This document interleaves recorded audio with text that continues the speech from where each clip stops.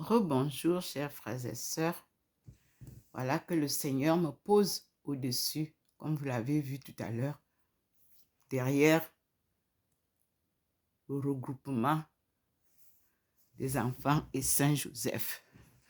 Nous avons des leçons à apprendre par Saint-Joseph. Voilà pourquoi le Seigneur me pose là, vous voyez. Il me ramène de la cuisine pour me poser là. Et là, il fait mouvoir ma face avec une face d'un homme. L'enseignement de Joseph est très important parce que Joseph a vécu humainement avec son fils Jésus-Christ et sa femme, la Sainte Vierge. Nous sommes là dans le coin en train d'avancer, mais le Seigneur me ramène là pour me faire savoir l'importance qu'il y a dans les enseignements de la vie de Joseph en tant que charpentier, la vie de Joseph en tant qu'époux de Marie, la vie de Joseph en tant que le père de Jésus, et surtout la vie de Joseph qui tient en main la lampe de pèlerin, parce qu'il a fallu que Joseph quitte Bethléem lorsque le Seigneur lui a parlé en vision, de quitter l'endroit parce que Hérode cherchait à tuer le Christ et tous les nouveau-nés avaient été déclarés à être tués. C'est pour ça que les visions de Dieu, ses paroles, ses instructions, ses conseils sont très importants et nous devons être à l'écoute de ce Dieu invisible, mais pourtant qui nous parle, qui nous vient en rêve, en vision, et parfois même qui nous parle face à face, sans qu'on puisse ouvrir le voile qui nous a été imposé lorsque on a détruit la parole de l'Évangile. Me voilà à la cuisine. Vous voyez comment il a posé, comme il m'a posé ici. Et là, il pose avec clarté. Je vais à la cuisine avec vous pour vous montrer comment il me pose là au-dessus de cette lumière pour aller porter la bonne nouvelle. Partout où lui, il m'enverra. Je ne pars pas de moi-même.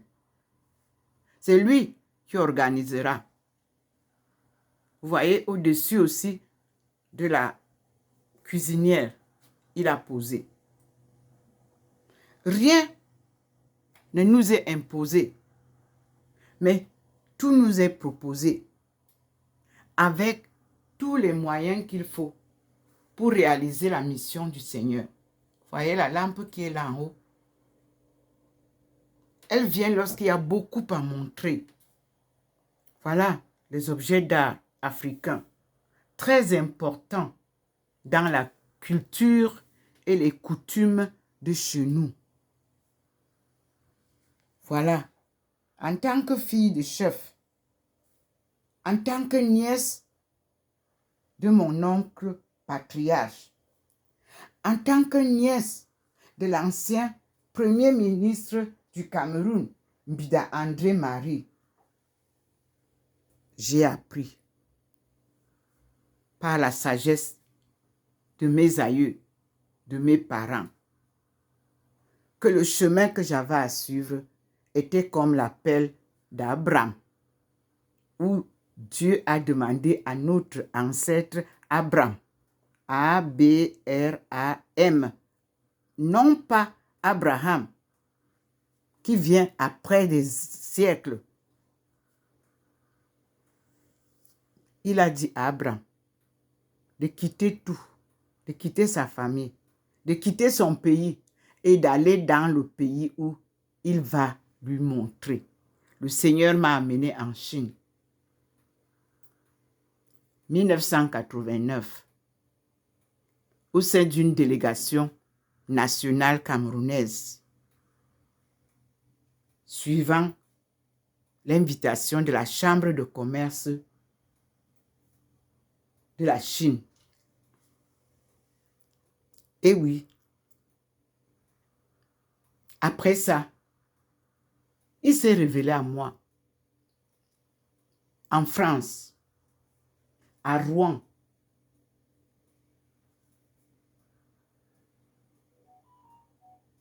où il m'a dit que j'avais écrit sur mon front la lettre héros, H-E-R-O, et que j'étais appelé à aller autour du monde, à la recherche des solutions clés de la sortie du chaos du peuple de Dieu dont je fais partie. Je vous ai déjà publié tout ça. Et j'ai accepté ma mission sans regret, dans la pauvreté. J'ai demandé à ce monsieur s'il pouvait m'accompagner. Il m'a dit que vous n'êtes pas sûr de me revoir. Celui qui vous a appelé vous accompagnera et il fournira tout ce qu'il faut pour la réussite de ta mission. Il avait raison. Et je vous dis que je ne l'ai plus jamais revu. La carte de visite qu'il m'a donnée pour son adresse, je l'ai perdue.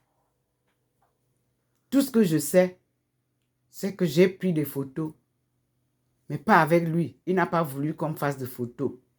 Moi, j'ai pris une photo à la gare de Montpellier, où j'étais partie le rencontrer, où était mon frère Roger Mila à l'époque.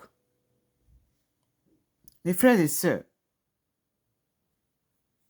cheminer avec Dieu n'est pas comme cheminer avec des amis que vous allez revoir quand vous voulez et qui vous disent ce qu'ils pensent. Non. Avec Dieu, c'est des marques indestructibles. Avec Dieu, c'est la parole qui reste à vie. C'est des souvenirs inoubliables. Et avec Dieu, tout est vérité.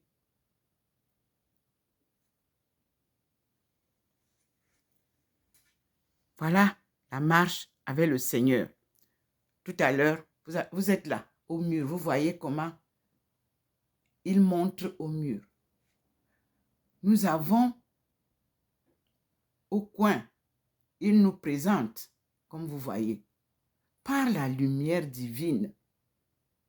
Regardez comment il fait changer ça. Et sur notre chemin, nous avons un homme, Jean Lacroix. Oui. Je me souviens en Chine, lorsqu'on me voyait avec Christian, il y a une personne qui avait dit, quand tu vois Christian, c'est que Thérèse de Jésus est en route. Et quand tu vois Thérèse de Jésus, c'est que Christian Lacroix est en route. Oui, mon fils et moi, inséparables pendant notre séjour en Chine. Il était un petit saint, comme ça qu'on l'appelait. Et cela s'est confirmé par la révélation que je vais vous faire lire. Le jour que je suis partie de Kunming, de Qingdao, pour aller au 40e jour lui rendre visite après son enterrement, puisqu'il est enterré dans un cimetière musulman, car je n'avais pas de tombe pour lui. Et c'est l'islam qui m'a offert une tombe. À Dieu la gloire. Ne refusez jamais ce que Dieu vous dit. Parce que quand il m'a dit, aujourd'hui tu vas devenir musulmane, c'était des années avant la mort de mon fils qui est survenue à l'an 2000. Voilà la fenêtre que je vous dis souvent que ça fait la porte. Avant que je ne lise, je vous montre comment la lumière finit. Là, vous observez la lumière et vous voyez que je suis à l'entrée de cette lumière qui était tout longue là, voyez, sur le mur. La voici. Et vous voyez une personne dans ce fond, debout, en regardant où elle va. C'est la question que je me pose et que je pose au Seigneur. C'est où le premier pas? Où est-ce que tu m'envoies cette fois-ci, Seigneur? Montre-moi la route. Observez vous-même. Il y a quelqu'un au fond de la lumière, les mains tendues. Et ici, la même personne, comme vous voyez, sur le meuble. Nous venons de la lumière. Et je demande au Seigneur, c'est où le premier pas? Ici à Saint-Louis, les portes sont fermées. C'est où? Où est-ce que je commence? Internet, il y a du désordre. Seigneur, montre-moi le chemin. Nous voici, mes frères et sœurs. Il a éclairé le globe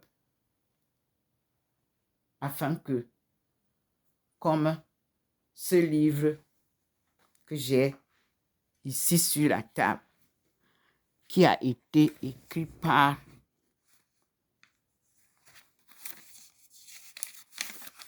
on les appelle Mankind's Search for God, made in Italia.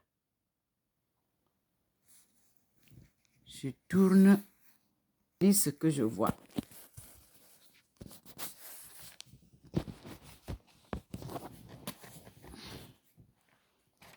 Ce livre que j'ai pris tout à l'heure, et celui-ci, La science de la terre. Voici ce que dit celui-ci. Et vous voyez comment il est écrit. C'est comme ça que Abraham, son nom est aussi écrit. Il est dit, au cours des millénaires, les hommes ont cherché Dieu d'innombrables façons. C'est ainsi que, dans le monde entier, le phénomène religieux a pris une vérité extraordinaire des formes, de la luxuriance de l'hindouisme au monothéisme juif, en passant par l'islam et les églises de la chrétienté, sans oublier les philosophies orientales telles que le Shanto, le taoïsme, le bouddhisme ou le confucianisme. Dans de vastes régions du globe, l'humanité s'est aussi tournée vers l'animisme, la magie, le spiritisme ou le chamanisme. Cette recherche de Dieu a-t-elle été couronnée de succès? Quelles que soient vos croyances, nous vous invitons à revivre à travers ce livre la quête passionnante de l'humanité à la recherche du vrai Dieu.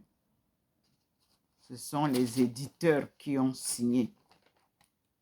Ici, c'est en 1990, Watch Tower Bible and Tract Society of Pennsylvania.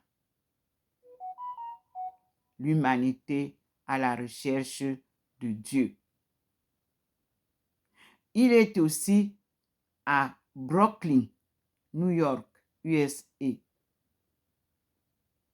où en 1901, où ils ont les éditions des témoins de Jéhovah de France, association de 1901. Donc, nous disons merci au Seigneur parce qu'il m'a fait côtoyer La majorité de ceux qui disent qu'ils louent Dieu, ou qui croient en Dieu, ou qui suivent Dieu. Alors, ici, une question très importante a retenu mon attention, et le point du taoïsme et du confucianisme. Alors, c'est écrit, la religion, d'où vient-elle? Puis, c'est écrit aussi, le taoïsme et confucianisme, deux points, à la recherche de la voie du ciel.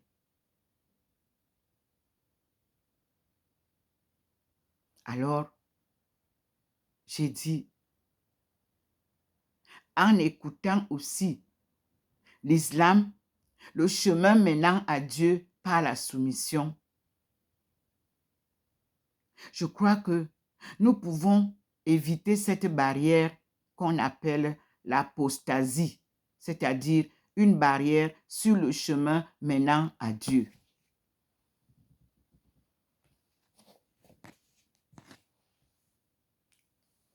Ma foi reste inébranlable.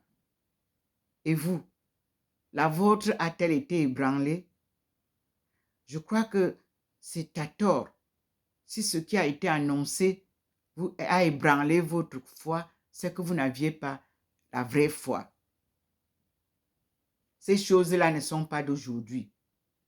Ça a toujours existé. Et nous les avons entendues d'une manière ou d'une autre, cachées ou voilées. Mais nous disons une chose. Croire en Dieu, ce n'est pas croire aux hommes. Servir Dieu, ce n'est pas servir les hommes. Les voies de Dieu ne sont pas les voies des hommes. Et sa gloire reste éternelle. Et nous disons, une année commence, celle qui va nous éclairer davantage pour ceux qui étaient ignorants de la parole de Dieu. Et ceux qui ne connaissent pas la science de la terre.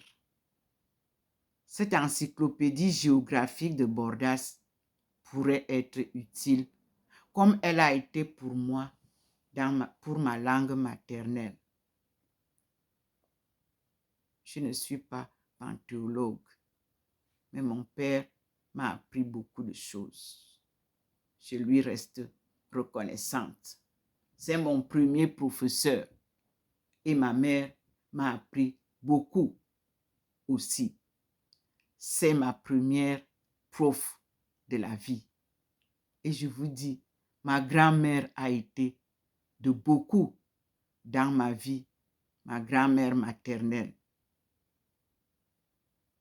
Elle s'appelait Bela. Bela Zobo nous rappelle le roi Bela de la première génération du monde. Vous voyez d'où nous venons? Ce mot Bela, que les autres ont appelé Belle, B-E-2-L. Ils ont enlevé, ça s'écrivait Bela, B-E-2-L-E. Je retrouve ce nom dans toutes les régions que j'ai parcourues.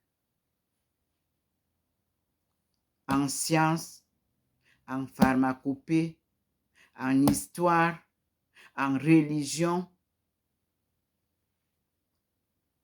Ce nom Belle, appelé Bela, je l'ai retrouvé sur le chemin qui m'a conduit avec grande surprise sur le premier site de Nashville, le site de ce temple où Abdul-Baha m'a invité. C'est là où ont commencé la vie nos ancêtres descendants d'esclaves.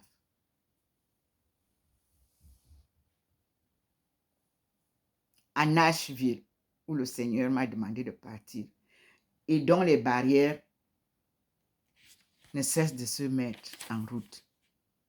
Et ça, nous allons trouver en cherchant dans les Écritures que Jésus nous apporte. Nous allons comprendre quel était le rôle de l'Amérique du Sud et à quelle distance se trouve l'Amérique du Sud et notre peuple au pied du mont du char de Dieu. Quelle est la distance? Puisque ce sont eux qui ont fabriqué les premières pirogues. Noé a fabriqué le premier bateau et ont traversé cette rivière. Elle n'était pas appelée mer. Donc, les États-Unis ne sont pas loin de chez nous. Comme je l'ai prouvé quand j'étais en Guyane, je leur ai dit, vous ferez 11 jours de Guyane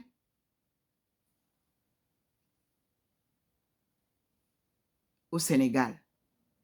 Parce que j'ai retrouvé ça par les voyages de Anne-Marie Javoué, où j'ai vécu à Mana, à Javoué. Oui, j'ai été dans les ruines de Anne-Marie Javoué pendant 8 ans. J'aurais bien voulu raviver l'endroit. Mon Seigneur Lafont peut le témoigner. Merci Seigneur. Nous continuons notre route. Notre destin sera changé à partir de la marche de ces livres qui nous le témoignent.